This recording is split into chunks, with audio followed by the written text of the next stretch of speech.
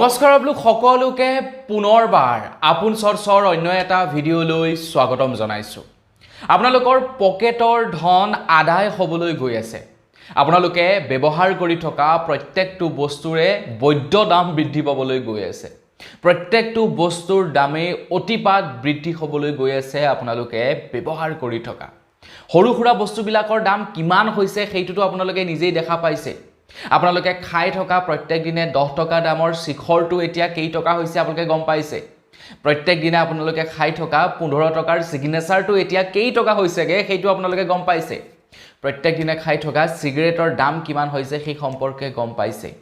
তাৰ লগতে বজাৰত বিক্ৰী হোৱা শাক-পাচলিকে আৰম্ভ কৰি মাছ মাংস সকলোবিলাক বস্তুৰ দাম অত্যাধিক বৃদ্ধি হোৱা দেখিবলৈ পাইছোঁ। তাৰ মাজতে আকৌ আপোনালোকৰ ওপৰত এটা খবৰ ওলাই পৰিছে যে বহুখিনি বস্তুৰ দাম আকৌ বৃদ্ধি পাব। এটা কি বস্তুৰ দামনো বৃদ্ধি পাব, কিমান বৃদ্ধি পাব সেই সম্পৰ্কত আজিৰ এই ভিডিঅ'টোত মই আপোনালোকক জনাম। আৰু আপোনালোকে চিন্তা নকৰিব, এই যে দাম বৃদ্ধি হৈছে আৰু দাম বৃদ্ধি হ'ব অনাগত কিছু দিনত, কিয়নো দিনক দিনে আমাৰ ভাৰতীয় পইচাৰ মূল্য কমি গৈছে আমেৰিকা ডলাৰৰ তুলনাত। আজিৰ ডেটত আমাৰ ভাৰতীয় পইচাৰ মূল্য কিমান জানেনে? 94 টকা। মানে 94 টকা আপুনি দিব লাগিব আমেৰিকাক, তেতিয়াহে আমেৰিকাৰ $1 এটা আপোনালোকে পাব। ইমানেই অতিমাত্ৰা বৃদ্ধি পাইছে বস্তুৰ দাম। পেট্ৰল ডিজেলৰ কথাটো নকওঁৱে, পেট্ৰল আৰু ডিজেলৰ দাম আৰু হাই হ'বলৈ গৈ আছে যদিহে ইৰাণ আৰু ইজৰাইলৰ যুদ্ধ এনেধৰণে চলি থাকে। প্ৰতি বেৰেল ক্ৰুড অইলৰ দাম $200 হ'বলৈ গৈ আছে। গতিকে আমাৰ অসমত কিমান দাম বৃদ্ধি হ'ব পেট্ৰল ডিজেল গেছৰ তাৰ কোনো ঠিক নাই। কিন্তু তাৰ পূৰ্বেই বহুখিনি বস্তুৰে দাম বৃদ্ধি পাইছে। ক'ত কিমান বৃদ্ধি পালে সেই সম্পৰ্কে আজিৰ এই ভিডিঅ'টোত জনাম। তো ভিডিঅ'টো প্ৰথমৰ পৰা শেষলৈকে চাই থাকিব। মই চিত্ৰপাঞ্জি গগৈ, আপোনালোকে চাই আছে আপোন শ্বৰ্টছ। আহক আৰম্ভ কৰোঁ আজিৰ ভিডিঅ'। আজিৰ ভিডিঅ'টো আৰম্ভ কৰাৰ আগতেই আপোনালোকক এটা অনুৰোধ জনাইছোঁ যে এই ভিডিঅ'টো আপোনালোকে ৰাজনৈতিক দৃষ্টিভংগীৰে নাচাব। যদি আপোনালোকে ৰাজনৈতিক দৃষ্টিভংগীৰে ভিডিঅ'টো চাবলৈ যায় তেন্তে যিসকলে কংগ্ৰেছক ছাপোৰ্ট কৰে তেওঁলোকে ভাল পাব, আৰু যিসকলে নেকি বিজেপিক ছাপোৰ্ট কৰে তেওঁলোকে মোক গালি পাৰিব। তেওঁলোকে ক'ব যে এইটো এটা দাম হ'লনে, বা তেওঁলোকে হয়তো ক'ব পাৰে যে পেট্ৰলৰ ইমান টকা দাম হ'লেও আমি বিজেপিকে ছাপোৰ্ট কৰিম। গতিকে ৰাজনৈতিক দৃষ্টিভংগীৰে আপোনালোকে ভিডিঅ'টো নাচাব। এজন সৰ্বসাধাৰণ নাগৰিক হিচাপে, যিজন সৰ্বসাধাৰণ নাগৰিকে ৰাতিপুৱা অফিচলৈ বুলি ওলাই যায়, ৰাতি ঘৰলৈ বুলি আহে, তেখেতৰ কোনো পলিটিক্সৰ সৈতে লেনা দেনা নাই। তেখেতে মাহেকৰ মূৰত বেংকৰ একাউণ্টত টকা 20,000 টা পায় আৰু সেইটোৱে গোটেই ঘৰখন চলিব লাগে। তেখেতৰ পলিটিক্সৰ লগত ইমূৰৰ পৰা সিমূৰলৈকে সম্পৰ্ক নাই সেইসকল ব্যক্তিৰ কাৰণে। বা যিজন ব্যক্তিয়ে নেকি ৰাতিপুৱা কোৰখন লৈ বা ৰাতিপুৱা বেলচাখন লৈ কামলৈ বুলি ওলাই যায়, ৰাতি ঘূৰি আহে, আৰামছে ঘৰত শুৱে, আৰু ৰাতিপুৱা সেই আকৌ তেখেতে বেলচাখন বা কোৰখন লৈ কামলৈ বুলি ওলাই যায়, সেইসকল ব্যক্তিৰ কাৰণে। যিসকল ব্যক্তি ৰাজনীতিৰ সৈতে জড়িত হৈ আছে তেওঁলোকৰ কাৰণে নহয়।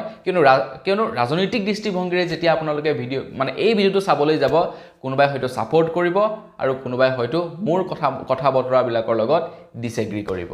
আৰু যি কি নহওক, কোনটো বস্তুত কিমান দাম বৃদ্ধি পাইছে সেই সম্পৰ্কে জনাই থৈ যাওঁ। খবৰ লৈ পৰিছে কমাৰ্চিয়েল চিলিণ্ডাৰত 146 ৰুপিছলৈকে বৃদ্ধি পাইছে। ডমেষ্টিক LPG চিলিণ্ডাৰত 60 টকালৈকে বৃদ্ধি পাইছে। মাষ্টাৰ্ড অইলত পাৰ লিটাৰত 30 টকালৈকে বৃদ্ধি পাইছে। ৰিফাইন অইলত পাৰ লিটাৰত 30 টকালৈকে বৃদ্ধি পাইছে। ইণ্ডাষ্ট্ৰিয়েল ডিজেলত 22 টকা পাৰ লিটাৰত বৃদ্ধি পাইছে।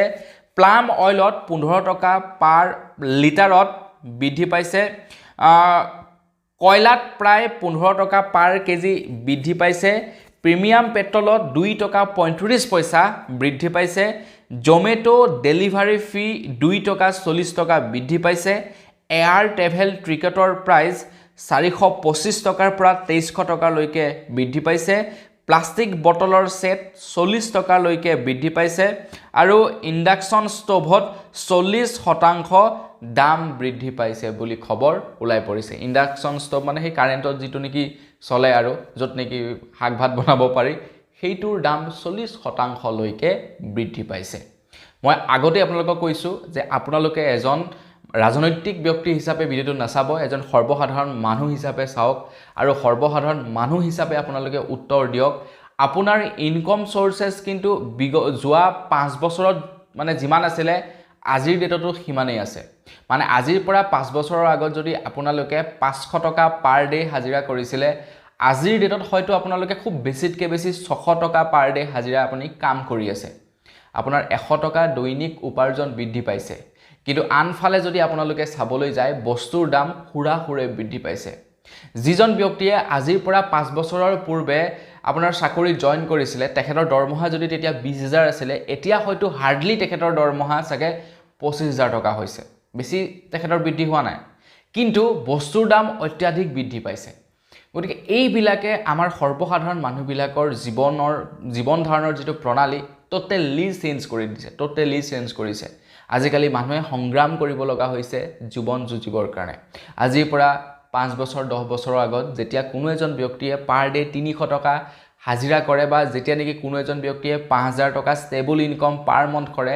তেখেতে খুব সুন্দৰকৈ চলি যাব পাৰে কিন্তু আজিৰ ৰেটত যিজন ব্যক্তিয়ে 50000 টকা ইনকম কৰে সেই ব্যক্তিজনেও হাহাকাৰ কৰিব লাগে গোটেই মাহটো চলিবৰ কাৰণে হয় নে নহয় আপোনালোকে কমেন্ট সেকশনত জনাব আৰু ইয়াৰ একমাত্ৰ কাৰণ হৈ গৈছে মূল্য বৃদ্ধি যেতিয়ালৈকে মূল্য বৃদ্ধি ৰোধ নহব তেতিয়া পৰ্যন্ত আমাৰ জীৱন প্ৰণালীটো একেই হৈ থাকিব মানে টানি টুনি চলিব লাগিব মাহেকৰ 1 তাৰিখৰ পৰা 10 তাৰিখলৈকে দৰমহা পোৱাবিলাকে হাইফাইকে চলিব 10 তাৰিখৰ পাছত টানি টুনি যেনে তেনে ধাৰ ধুৰ লৈ চলিব লাগিব ঠিক তেনেকে হাজিৰা কৰা কাম কৰা মানুহবিলাকৰো সেই একেই অৱস্থা হৈছে কাৰণ ধনী মানুহবিলাকৰ হাতত যেতিয়া টকা নাইকিয়া হ'ব যিবিলাক হাজিৰা কৰা মানুহ তেওঁলোকক কামত লগাব কোনে ধনী মানুহৰ ওচৰত টকা আহিব লাগিব তেতিয়াহে হাজিৰা কৰা মানুহবিলাকক কামত লগাব আৰু তেতিয়াহে হাজিৰা কৰা মানুহবিলাকে দৈনিক মানে খৰচা পাতি উলিয়াই চলিব পাৰিব বৰ্তমান সময়ত একাংশ এনেকুৱা মানুহ আছে যিবিলাক মানুহে কেৱল চৰকাৰী আঁচনি কেইখনৰ প্ৰতি মুখ মেলি মানে